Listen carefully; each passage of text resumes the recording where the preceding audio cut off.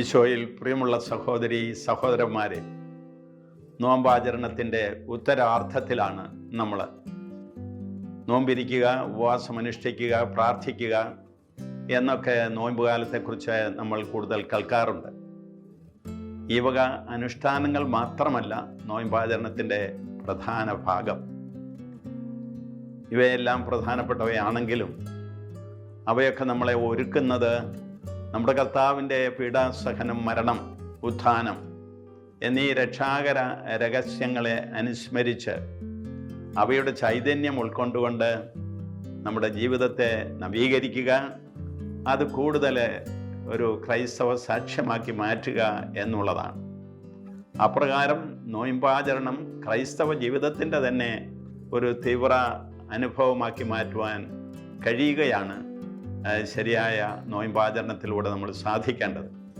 അങ്ങനെയുള്ള ഒരു ചിന്ത നമുക്കിന്ന് മനസ്സിൽ സൂക്ഷിക്കാം. യേശയ്യാ പ്രവാചകൻ തന്നെ അത് പറയുന്നുണ്ടല്ലോ. അടിമത്തത്തിൻ്റെ നുകം ഒടിക്കുക, പാവപ്പെട്ടവരെ സഹായിക്കുക, ഇതൊക്കെയല്ലേ യഥാർത്ഥമായിട്ടുള്ള നോയമ്പാചരണമെന്ന് പ്രവാചകൻ ചോദിക്കുന്നു.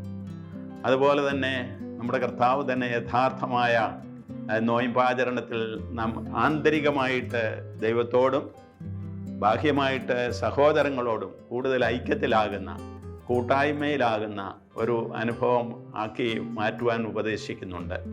പ്രാർത്ഥന ആന്തരികമായിരിക്കണം, അത് മറ്റുള്ളവരെ കാണിക്കാനുള്ളതായിരിക്കരുത്. ഉപവാസവും മറ്റുള്ളവരുടെ അംഗീകാരമോ പ്രശംസയോ ലഭിക്കുന്നതിന് വേണ്ടിയിട്ടുള്ളതായിരിക്കരുത്. പിന്നെയോ ദൈവത്തിനോടുള്ള അടുപ്പത്തിൽ, ഐക്യത്തിൽ നമ്മെ വളർത്തുന്നതായിരിക്കണം. സഹോദരങ്ങൾക്ക് നന്മ ചെയ്യുന്നതുമായിരിക്കണം.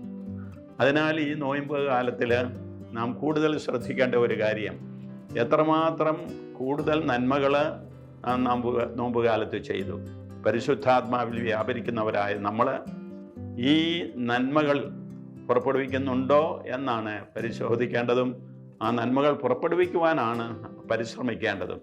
പരിശുദ്ധാത്മാവിൻ്റെ ഫലങ്ങളായിട്ട് പറയുന്ന ആ ഫലങ്ങൾ നമ്മളും പുറപ്പെടുവിക്കണം. സ്നേഹം, ആനന്ദം, സമാധാനം, ക്ഷമ, ദയ, നന്മ, സൗമ്യത, വിശ്വസ്തത, ആത്മസംയമനം, ഇവയൊക്കെ കൂടുതൽ കൂടുതൽ പാലിച്ച് കൂടുതൽ സ്നേഹിക്കാൻ, കൂടുതൽ സന്തോഷിക്കാൻ, കൂടുതൽ സമാധാനം സ്ഥാപിക്കാൻ, അതുപോലെ തന്നെ സൗമ്യതയോടുകൂടി മറ്റുള്ളവരോട് പെരുമാറുവാൻ, നമുക്ക് തന്നെ ആത്മനിയന്ത്രണം സമ്പാദിക്കുവാൻ ഒക്കെയുള്ള കാലമാണ് ഈ നോമ്പുകാലം. അതനുസരിച്ചുള്ള നന്മകൾ നമുക്ക് മറ്റുള്ളവർക്ക് ചെയ്യുവാനും സാധിക്കും. എത്രമാത്രം ഞാൻ രോഗികളെ കൂടുതലായിട്ട് സന്ദർശിച്ചു, എത്രമാത്രം മറ്റുള്ളവരെ സഹായിച്ചു, എത്രമാത്രം ഭിന്നശേഷിക്കാരായിട്ടുള്ളവരും ദരിദ്രരുമായിട്ടുള്ളവർക്ക് സഹായങ്ങൾ ചെയ്തു എന്നൊക്കെ ഈ നോയമ്പ് കാലത്ത് നമ്മൾ കൂടുതൽ ചിന്തിക്കണം. അപ്പോൾ കൂടുതൽ നന്മകൾ ചെയ്ത് നമ്മുടെ മനസ്സിനെ, നമ്മുടെ ആത്മാവിനെ ദൈവത്തോട് ഐക്യപ്പെടുത്തുന്ന, സഹോദരങ്ങളോട് കൂട്ടായ്മയിൽ കൊണ്ടുവരുന്ന ഒരു പ്രവർത്തന ശൈലി ആയിരിക്കട്ടെ നോമ്പുകാലം ഇനിയുള്ള ദിവസങ്ങളിൽ നമ്മൾ അനുവർത്തിക്കുന്നത്. തീർച്ചയായിട്ടും അങ്ങനെ അനുവർത്തിക്കുന്നവർ അനേകരുണ്ടായിരിക്കാം. പക്ഷേ കൂടുതലായിട്ട് ഈ ഒരു വശത്തിന് പ്രാധാന്യം കൊടുത്തുകൊണ്ട് നമുക്ക് നോയമ്പാചരണത്തെക്കുറിച്ച് ചിന്തിക്കാനായിട്ട് ശ്രമിക്കാം.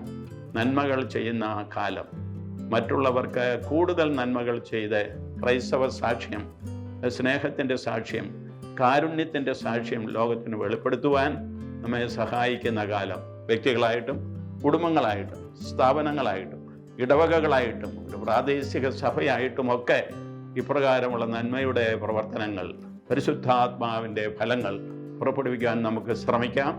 അപ്രകാരം നോയമ്പുകാലം നമ്മളെ സംബന്ധിച്ചിടത്തോളം രക്ഷാകരമാകട്ടെ.